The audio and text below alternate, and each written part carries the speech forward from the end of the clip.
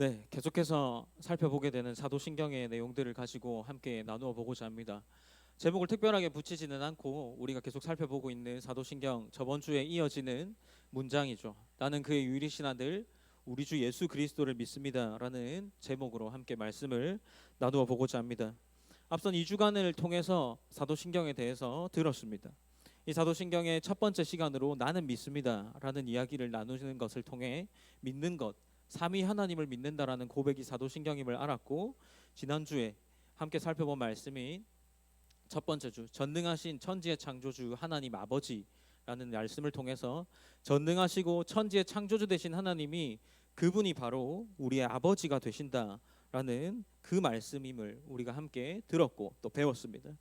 오늘은 거기에 이어지는 이 삼위 하나님의 중에 성자 예수님에 대한 고백을 함께 나누어 보고자 합니다. 이 성자 예수님에 대한 고백은 첫 번째로 몇 가지의 고백들로 나누어져 있는데, 첫 번째로는 이 예수님의 호칭에 대한 부분들로 나누어져 있습니다.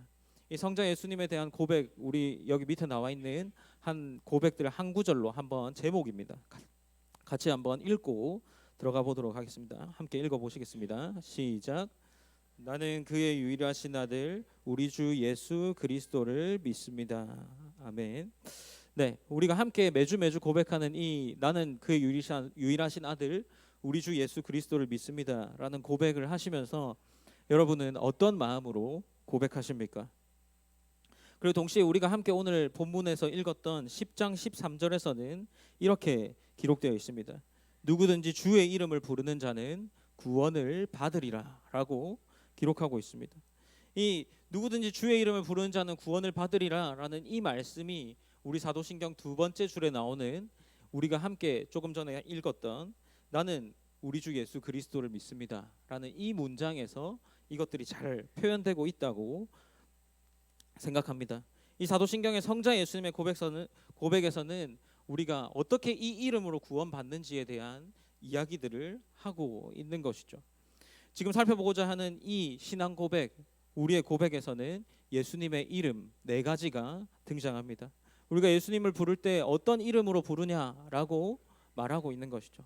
첫 번째로 그의 이름은 여기서 나타나는 그의 유일하신 아들입니다. 이전 번역은 외아들이라는 번역으로 나타났고, 지금 우리가 함께 번역하고 있는 것은 그의 유일하신 아들이라는 표현으로 번역되어 있습니다. 예수님께서 하나님의 아들이라고 표현된 것은 우리가 첫 번째 구절에서 보는 전능하신 천지의 창조주 하나님 아버지라고 부를 때 우리와의 관계 속에서 아버지의 아들과 같은 의미가 아닙니다. 성부 하나님과 성자 예수님, 이 두 분의 관계 속에서 나타나는 것이 아들이라는 단어입니다. 우리가 양자되어진 것, 우리가 하나님을 아버지라 부를 수 있는 것과는 조금 다른 의미인 거죠. 이 하나님의 아들, 유일하신 아들 예수님이라는 말은 어떻게 이해해야 하느냐 할 때 바로 그분의 본성이 동일하다라는 겁니다. 아들이라는 말 자체가 예수님의 탄생과는 연결되지 않습니다. 예수님은 탄생하지 않았죠.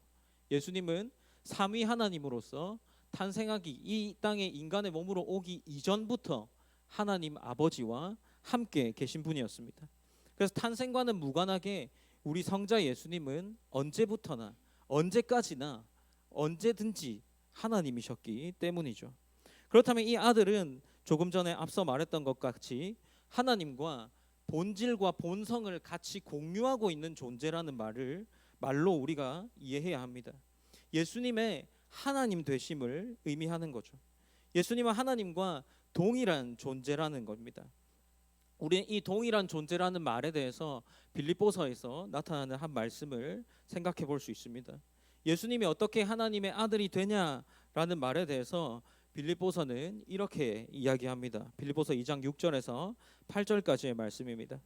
그는 근본 하나님의 본체시나 하나님과 동등됨으로 취할 것으로 여기지 아니하시고 오히려 자기를 비워 종의 형체를 가지사 사람들과 같이 되셨고 사람의 모양으로 나타나사 자기를 낮추시고 죽기까지 복종하셨으니 곧 십자가에 죽으심이라 라는 말이죠.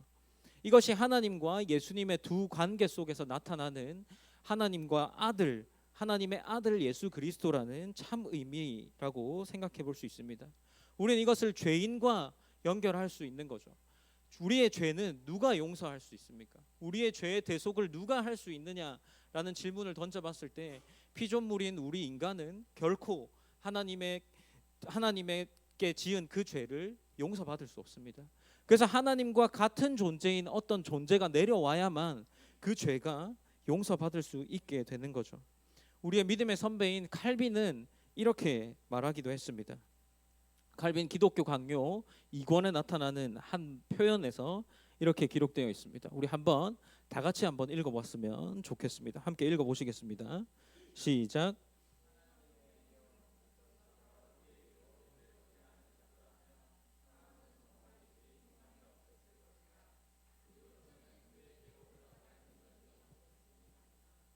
네, 이렇게 이야기합니다. 하나님과의 관계 속에서 이 죄를 용서받을 수 있는 것은 하나님과 동등한 레벨에 있어야 되는 거죠. 우리 인간이라는 피조물은 이미 죄로 타락했기 때문에 결코 용서받을 수 있는 존재가 아닌 것이죠. 칼빈이 이렇게 이야기합니다. 우리로서는 그에게 올라갈 능력이 없었으니 말이다 라고 이야기합니다. 이러면서 예수님에 대한 존재에 대한 이야기들을 계속해서 이어나갑니다.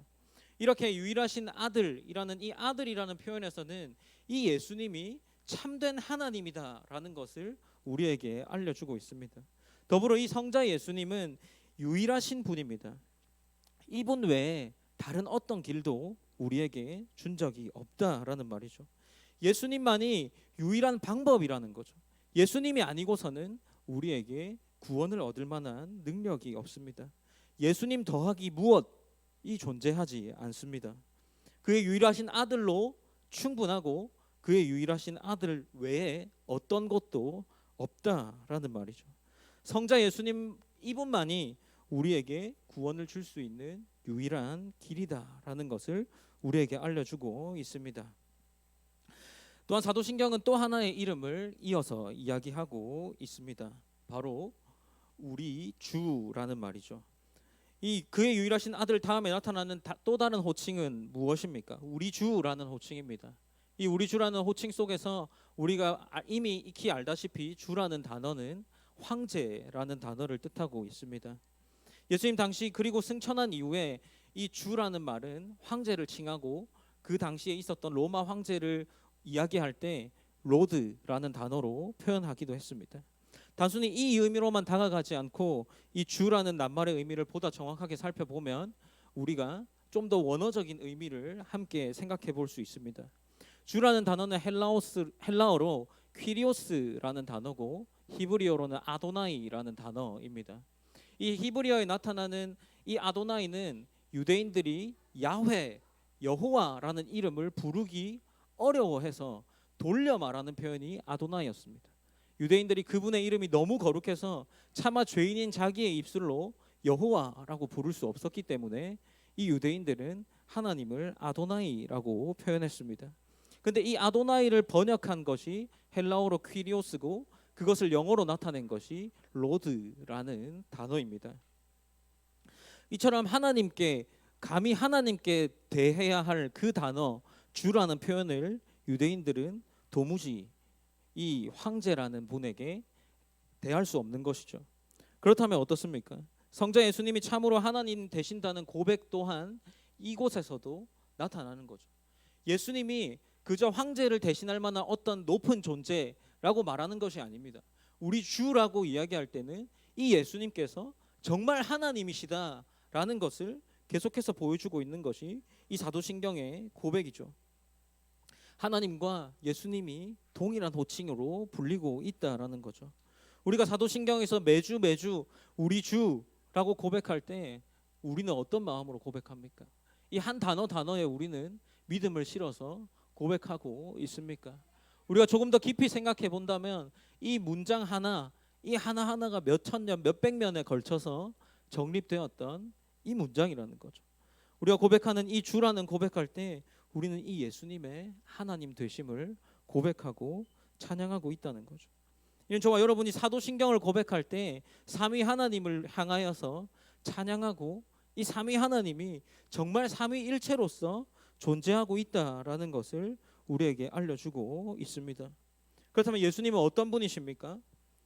우리가 매주 이렇게 고백하는 것이, 매주 사도신경으로 올려드리는 것이 하나의 주문 같은 느낌이 아니라는 거죠. 우리의 믿음의 고백인 것이고, 예수님께서 성부 하나님과 참 하나이신 분이시라는 것을 우리에게 알려주고 있는 것이 바로 사도신경이라는 거죠. 그리고 사도신경은 또 하나를 이어서 또 다른 호칭으로서 이야기하고 있습니다. 예수라는 단어입니다. 우리가 예수라는 단어는 마태복음 1장 21절에서 천사가 나타나서 이름을 정해줍니다. 우리가 함께 이 마태복음 1장 21절을 한번 읽어보시겠습니다. 시작.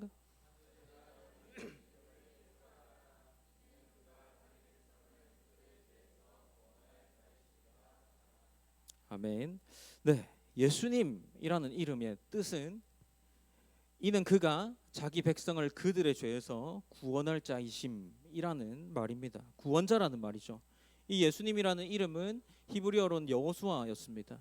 여호수아도 동일하게 이 이스라엘 백성들을 가나안 땅으로 이끌어가서 그 가나안 땅에서 정착시킨, 이스라엘 백성들을 구원한 한 인물이죠.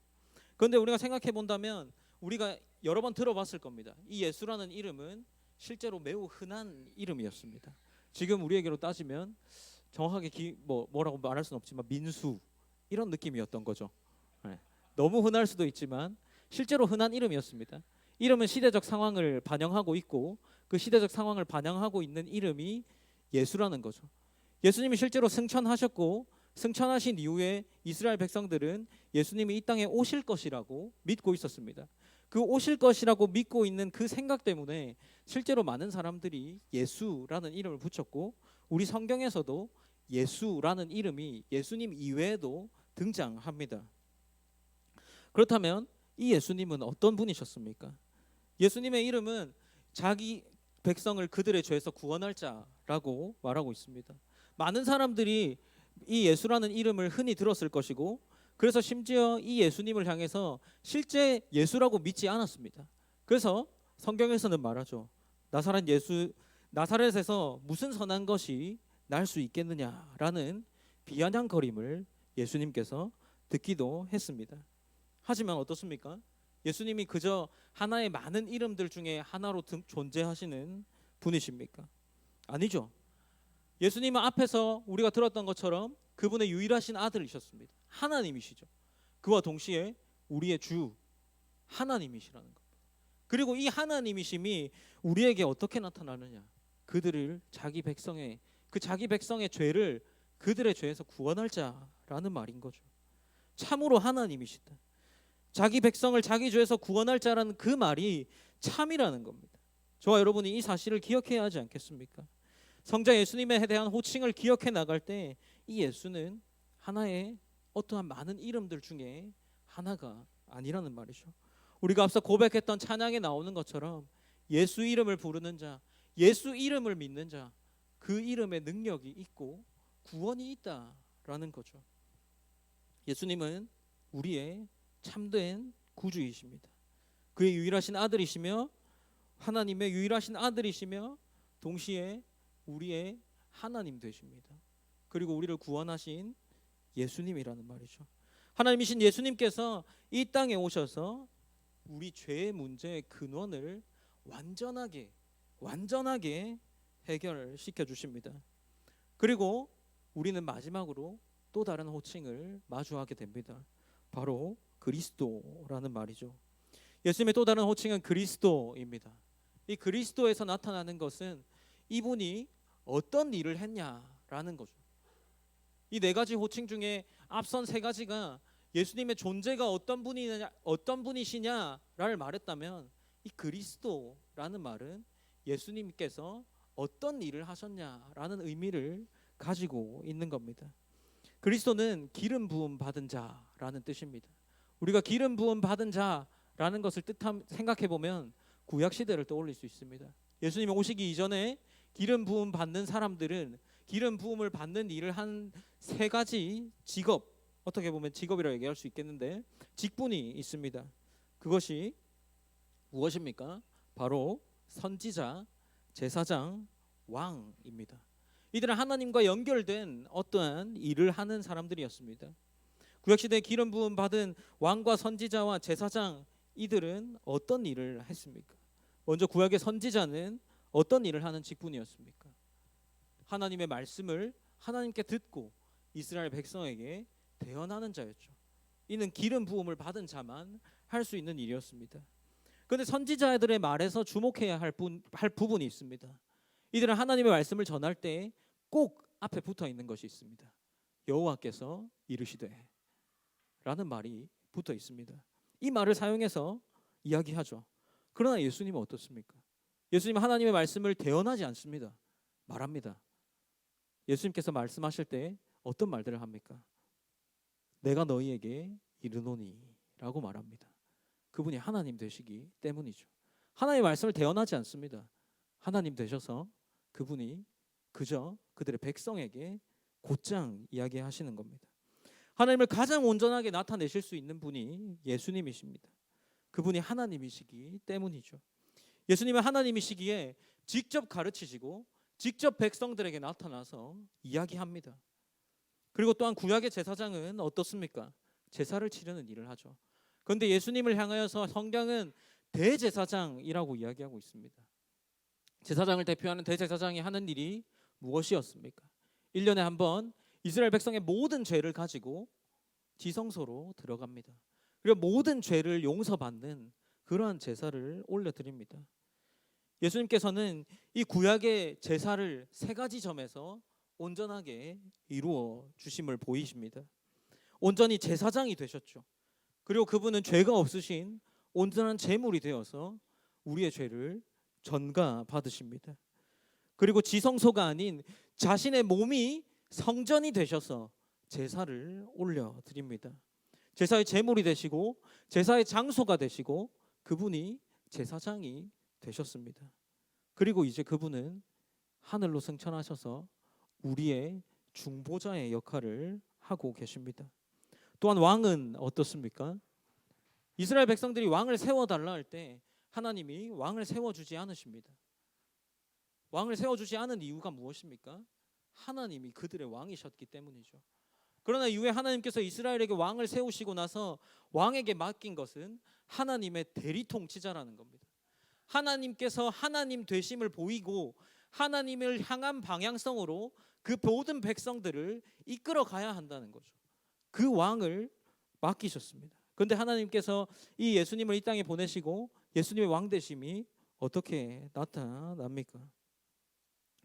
이 땅에 온 사람인 왕들은 하나님께 배반하고 남유다와 북이스라엘로 나라를 갈라뜨리고 결국에 배신한 죄, 하나님으로부터 멀어진 죄로 이 두 나라 모두 멸망 속으로 이끌어 갑니다.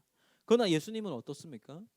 왕으로 오셔서 하나님의 말씀을 가르치시고 대제사장이 되시고 그분의 온전한 길로 제물이 되셔서 그분께 나아갈 수 있는 온전한 길을 우리에게 열어 주십니다. 예수님은 가장 낮은 위치에서 반대로 가장 높은 위치에서 왕 되심을 보이십니다. 또한 예수님의 명패는 그들의 왕이심을 분명하게 보이고 있죠. 십자가의 명패에는 예수님이 십자가에 달렸을 때 그 십자가의 명패에는 유대인의 왕 예수라고 적혀 있었습니다. 예수님은 왕으로서 왕 되심을 보이고 자기 백성을 하나님께로 이끌어가는 완전한 관계 회복의 길을 열어 주셨습니다. 예수님께서 우리의 그리스도라는 말은 예수님이 하신 사역이 무엇인지를 우리에게 보여주고 있는 것이죠. 사도신경에 나타나는 이 두 번째 줄에 이 고백, 나는 그의 유일하신 아들 우리 주 예수 그리스도를 믿습니다 라는 것은 예수님의 네 가지 호칭을 보여주고 있습니다. 그의 유일하신 아들 우리 주 예수 그리스도, 이렇게 네 가지를 우리에게 가르쳐 주고 있습니다. 본문으로 돌아가서 봅시다. 로마서 10장 13절입니다. 로마서 10장 13절에서는 누구든지 주의 이름을 부르는 자는 구원을 받으리라 라고 기록하고 있습니다. 로마서 9장부터 시작해서 바울은 유대인과 헬라인의 갈등을 기록하고 있습니다. 누가 구원을 받을 수 있냐라는 문제에 대한 이 해결책들을 제시하고 있습니다. 그런데 거기서 바울이 한 말 중에 한 부분이 바로 오늘 본문에 해당하는 부분입니다. 바울은 어떤 일에 대한 문제, 어떻게 해야 구원을 받을 수 있느냐라는 문제를 이야기하지 않습니다. 바울은 누구든지 주의 이름을 부르는 자는 구원을 받으리라 라고 말하면서 믿음의 문제를 가지고 오고 있습니다. 어떻습니까? 예수의 이름이 정말 여러분에게 능력이 있습니까? 예수의 이름을 부르는 자, 그리스도를 부르는 자는 구원을 받는다라고 우리에게 가르쳐주는 이 성경의 말씀이 정말 우리에게 참된 고백입니까? 우리가 사도신경을 읽으면서 사도신경을 우리의 고백으로 올려드리면서 우리가 매 순간 하는 것은 우리의 참된 믿음의 고백이 되어야 되고 우리의 능력의 고백이 되어야 합니다. 말씀을 준비하면서 사도신경을 계속해서 읽어보았습니다. 이 사도신경은 여러 가지로 유익함이 있지만 이 유익함 속에서 이 부분, 예수님의 사역들을 표현하고 예수님의 이름을 표현한 부분, 이분이 우리의 중보자 되셨다는 것을 이야기하고 있습니다. 또한 말씀을 준비하면서 한 요리문답을 보게 되었습니다. 하이델베르그 요리문답이라는 것인데 이것도 신앙 고백, 이 신앙 교육서의 한 가지 중에 하나입니다. 그 순서에 사도신경의 내용들을 다루고 있는 부분이 있습니다. 바로 이 문장을 다룬 다음에 한 가지 질문이 있습니다. 하이델베르그 요리문답에 한 질문이 32문에 나타나는데 이 질문에서 이렇게 이야기합니다. 다 이야기하고 나서 예수님은 유일하신 아들입니다. 우리 주이십니다. 예수이십니다. 그리스도입니다. 라고 이야기한 이후에 바로 이어지는 질문이 이 질문입니다. 그런데 왜 당신은 그리스도인으로 불립니까? 라고 물어봅니다. 그리고 답이 이렇게 정해져 있습니다. 우리 이 답을 한번 다 같이 잘 안 보이실 수도 있겠지만 한번 읽어보셨으면 좋겠습니다. 함께 읽으시겠습니다. 시작.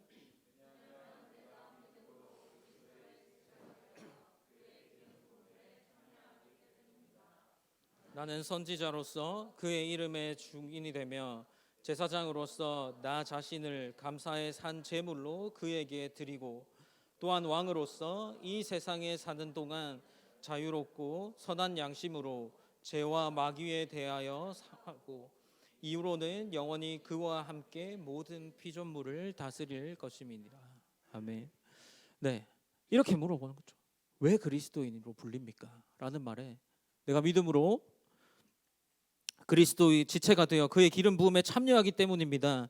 나는 선지자로서 그의 이름의 증인이 되며 제사장으로서 나 자신의 감사의 산 제물로 드리고 또한 왕으로서 이 세상에 사는 동안 자유롭고 선한 양심으로 죄와 마귀에 대항하여 싸우고 이후로는 영원히 그와 함께 모든 피조물을 다스릴 것입니다. 그렇기에 그리스도인으로 불린다는 거죠. 생각해봐야겠죠. 우리는 그리스도인으로 불릴 만한 자격이 있습니까? 우리는 이 두 번째 문장을 읽으면서 이렇게까지 읽을 수 있습니까? 이것이 우리의 참된 믿음의 고백이 됩니까? 매주 이 고백을 올려드리는 동안 어떤 마음으로 고백하고 계십니까?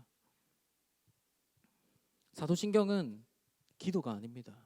우리의 믿음의 고백이고 우리가 날마다 읽으면서 우리의 믿음을 다지고 견고하게 하고 내가 믿는 하나님이 어떤 분이신지를 아는 것이죠. 우리가 이 시간 함께 이 말씀들을 기억했으면 좋겠습니다. 예수님은 하나님 되십니다.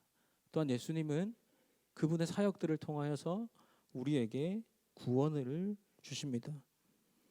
사도신경의 고백을 매주 하면서 이 매주 하는 이 고백이 우리에게 얼마나 의미 있는 고백이었습니까? 예수님의 이름에는 힘이 있습니다. 오늘 본문에서도 알려주고 사도신경에서도 알려주고 있습니다. 이 사도신경이 읊을 때마다 읽어 내려갈 때마다 하나의 주문이 되지 않았으면 좋겠습니다. 아무 생각 없이 낭독하는 이야기가 되지 않았으면 좋겠습니다. 우리는 지금 어떤 자세로 신앙을 고백하고 어떤 믿음으로 이 사도신경을 읽어 내려가고 계십니까? 우리가 이 시간 함께 예수 이름 높이세라는 조금 전에 불렀던 찬양을 함께 고백하고 기도로 나아가기를 원합니다. 예수의 이름에 대해서 다시 한번 살펴보았습니다. 우리 예수님 참 하나님이십니다. 우리 이 시간 함께 기도할 때에 우리의 믿음을 돌아보면서 나아갔으면 좋겠습니다. 우리가 예수님의 이름에 얼마나 감격하십니까? 우리가 함께 살펴본 본문에는 누구든지 주의 이름을 부르는 자는 구원을 얻으리라 라고 기록합니다. 참으로 믿으십니까? 예수님의 이름이 우리의 구원 되시고 예수님의 이름이 우리에게 능력 되심을 하나님, 우리가 이 시간 다시금 돌아보면서 우리가 참 하나님을 고백하고 우리가 참 예수님이 우리의 믿음 가운데 오셔서 우리의 구원을 돌아보게 하셔서 우리가 다시금 굳건한 믿음으로 우리의 구원을 고백하고 하나님을 찬양하며 나아갈 수 있는 그런 하나님의 자녀 될 수 있기 원합니다. 그렇게 함께 기도하시면서 나아갔으면 좋겠습니다. 함께 기도합시다.